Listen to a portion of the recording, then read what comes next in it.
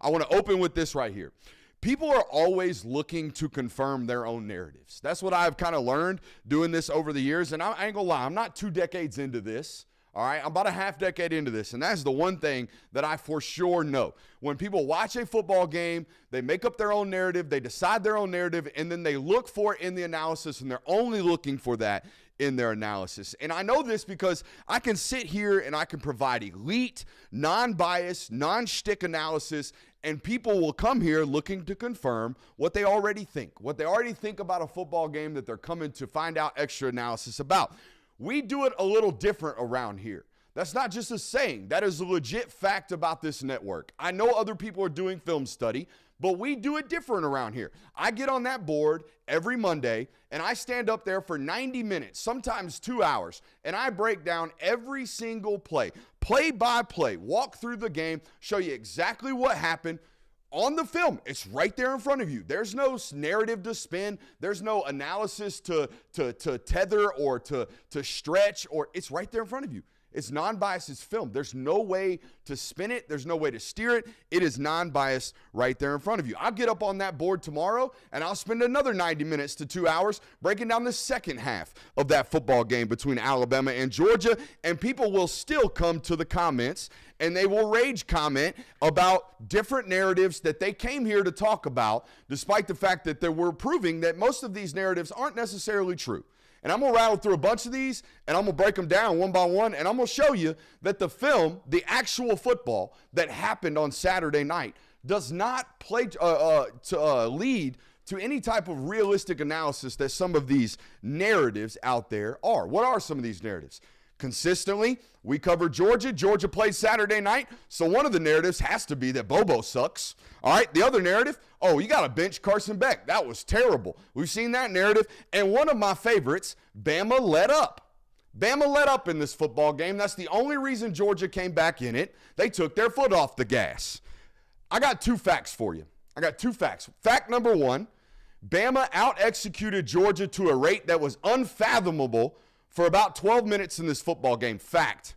No doubts about it. Fact. Out-executed their butt to an extreme for 12 minutes. The other fact, as my voice cracks, the other fact, okay, these 2 football teams were really, really good, and they went to war for the other 38 minutes of this football game and played a really, really tight football game and a really, really close one.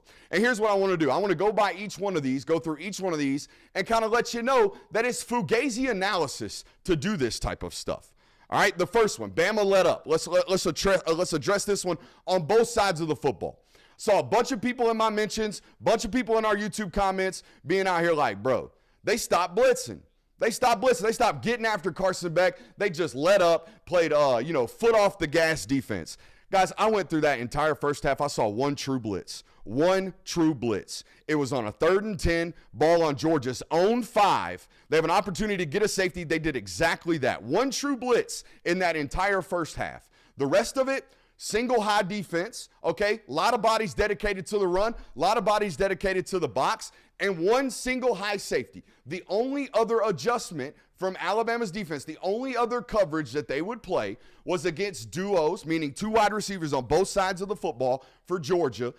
Alabama would play that split, what we call bracketed coverage, split zone bracket coverage. A defender on the inside, a defender on the outside, safety over the top. That was it. And do you know how I know that Alabama made no real defensive adjustments throughout this entire game? Well, because at the end of the game, when they needed it, Georgia designed a double move that was predicated on beating the exact same defense that Alabama had been playing for 4 quarters.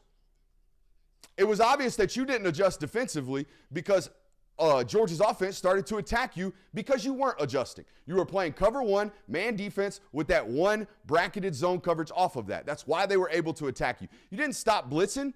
You stopped getting Georgia in 3rd and 10 inside their own 5. By God, if you got them in that again, I would guarantee you Kane Womack would be dialing up some type of pressure to get some type of safety.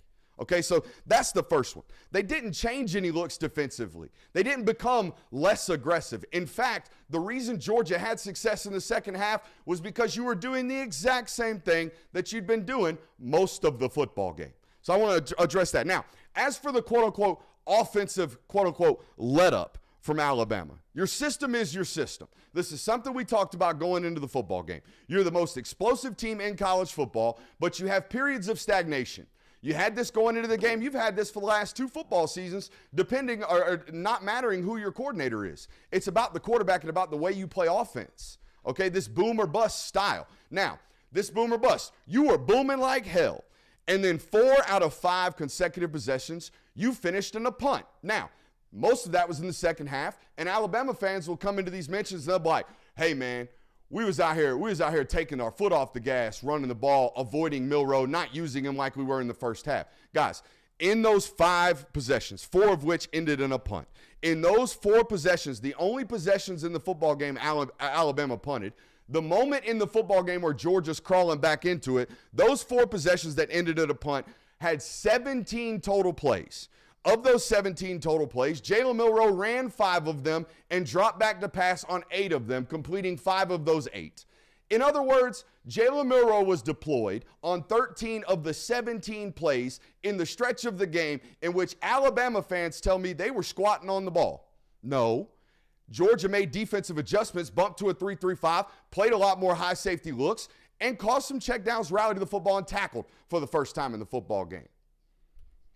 Another narrative. Bobo sucks. Bobo sucks. We see this all the time. All the time.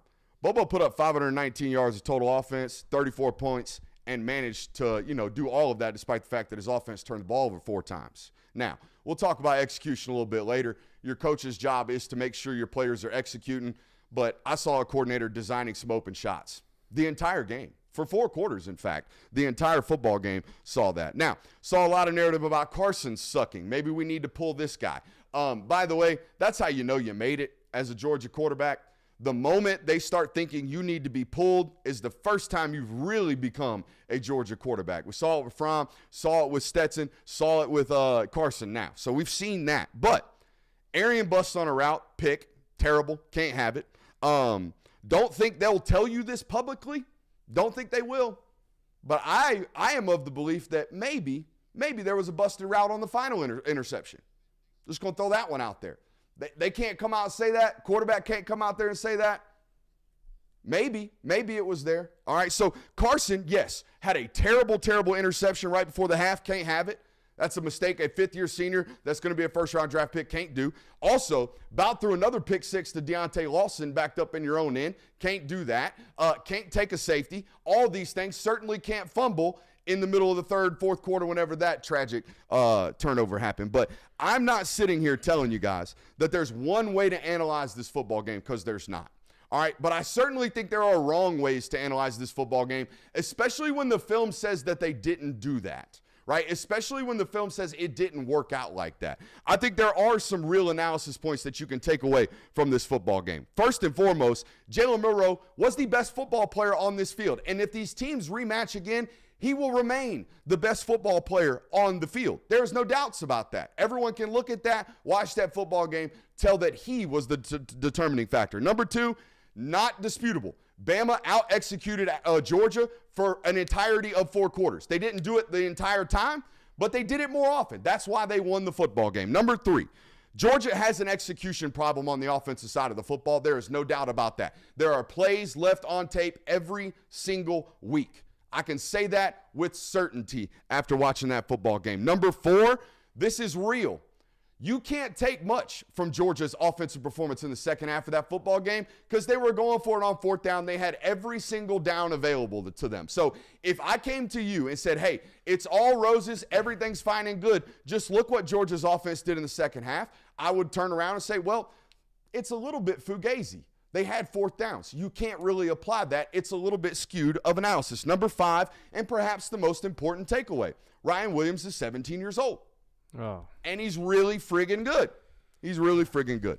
The other crazy false narrative, Brooks is a homer.